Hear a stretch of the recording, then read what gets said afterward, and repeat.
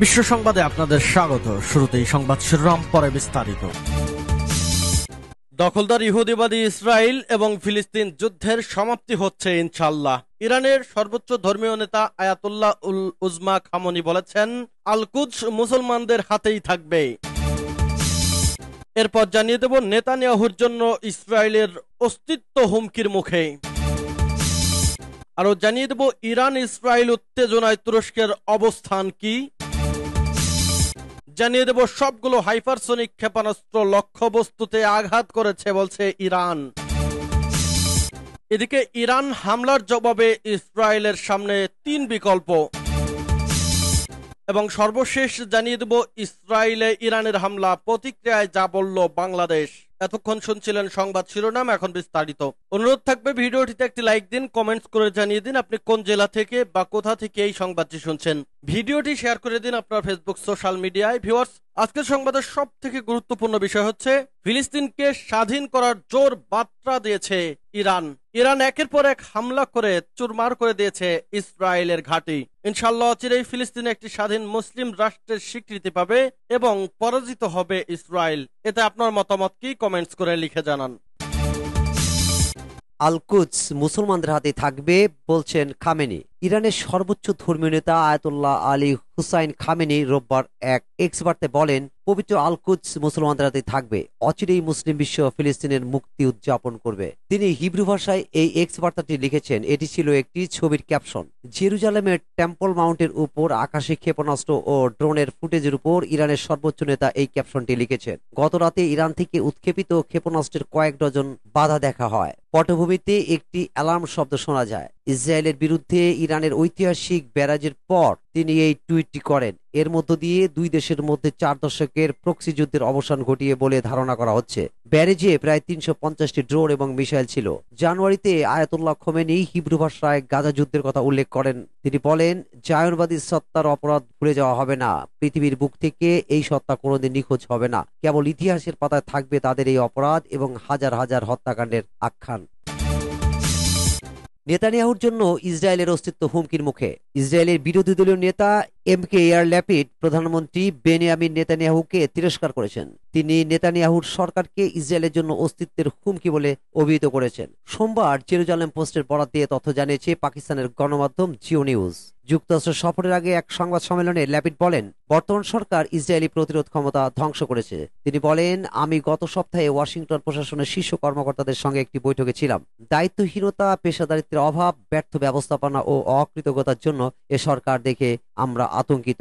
গত ডিসেম্বরে তিনি বলেন, নেতানিয়াহু ইসরায়েলিদের আস্থা হারিয়েছেন। টাইমস অব ইসরায়েল পত্রিকার বরাত দিয়ে আলাদুন এজেন্সি এক প্রতিবেদনে তথ্য জানিয়েছেন। পত্রিকাটি বলছে, ল্যাপিড তার ইয়েশআরটিড পার্টির একটি বৈঠকে বলেন, আমরা গাজায় হামলার 2 মাস পেরিয়েছি এবং ইসরায়েলের এখনো যুদ্ধ পরবর্তী দিনের জন্য কোনো পরিকল্পনা নেই। ল্যাপিড বলেন, যুদ্ধের সময় কোনো সংগঠিত কূটনৈতিক প্রচেষ্টা নেই, কোনো ঐক্যবদ্ধ গণতান্ত্রিক কূটনৈতিক ব্যবস্থা নেই, অর্থনীতির ক্ষতি সামাল দিতে কোনো সংগঠিত অর্থনৈতিক পরিকল্পনাও নেই।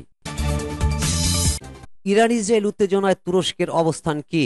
গাজা যুদ্ধের মধ্যে ইসরায়েলে ইরানের হামলার সব হিসেব নিকেশ এলোমেলো হয়ে গেছে। যুদ্ধের গতিপথ কোন দিকে মোড় নিচ্ছে সেটি নিয়ে অনিশ্চয়তা তৈরি হয়েছে। ইরান ও ইসরায়েল 2 শিবিরে ভাগ হয়ে গেছে বিশ্বের বিভিন্ন রাষ্ট্র। মধ্যপ্রাচ্যে সৃষ্টি হয়েছে উদ্বেগ। ইরানকে ইসরায়েলের সঙ্গে উত্তেজনা এড়াতে আহ্বান জানিয়েছে তুরস্ক। রোববার ইরানের পররাষ্ট্রমন্ত্রী হোসেন আমির আবদুল্লাহিয়ানের সঙ্গে ফোনালাপে এই আহ্বান জানান তুর্কি পররাষ্ট্রমন্ত্রী হাকান ফিদান। কূটনৈতিক সূত্রকে উদ্ধৃত করে ব্রিটিশ বার্তা সংস্থা রয়টার্স এ খবর জানিয়েছে। ইরানের শীর্ষ কূটনীতিককে ফিদান বলেছেন, আঙ্কারা চায় না মধ্যপ্রাচ্যের আরো উত্তেজনা ছড়াক। সিরিয়ার ইরানি কনসুলেটে হামলার জবাবে ইসরায়েলে ইরানের ড্রোন ও ক্ষেপণাস্ত্র হামলার পর তিনি এই আহ্বান জানালেন। জবাবে ইরানের পররাষ্ট্রমন্ত্রী বলেছেন, ইসরায়েলের বিরুদ্ধে প্রতিশোধমূলক হামলা সমাপ্ত হয়েছে। তুর্কি কূটনৈতিক সূত্র জানিয়েছে। তিনি আরো বলেছেন, ইরান হামলার শিকার না হলে আর আক্রমণ করবে না। গত 1 এপ্রিল সিরিয়ার দামেস্কে ইরানি কনসুলেটে হামলার বদলা হিসেবে শনিবার স্থানীয় সময় রাত 8টার দিকে ক্ষেপণাস্ত্র ও ড্রোন ছোড়া শুরু করে ইরান। ইসরায়েলি ভূখণ্ড লক্ষ্য করে এটি ইরানের প্রথম কোনো সরাসরি হামলা। ইসরায়েল দাবি করেছে, ইরানের ছোড়া 300টিরও বেশি ড্রোন ও ক্ষেপণাস্ত্রের বেশিরভাগই ঠেকিয়ে দেওয়া হয়েছে। রোববার এক বিবৃতিতে ইসরায়েলি প্রতিরক্ষা বাহিনী জানিয়েছে, ইরানি ড্রোন ও ক্ষেপণাস্ত্রের 99% প্রতিরোধ করেছে তার বাহিনী এবং মিত্রবাহিনী। ইরানের হামলা ঠেকাতে যুক্তরাষ্ট্র ইসরায়েলকে সহায়তা করলেও প্রতিশোধমূলক হামলায় সমর্থন দেবে না বলে সাফ জানিয়ে দিয়েছে। সবগুলো হাইপারসনিক ক্ষেপণাস্ত্র লক্ষ্যবস্তুতে আঘাত করেছে বলছে ইরান।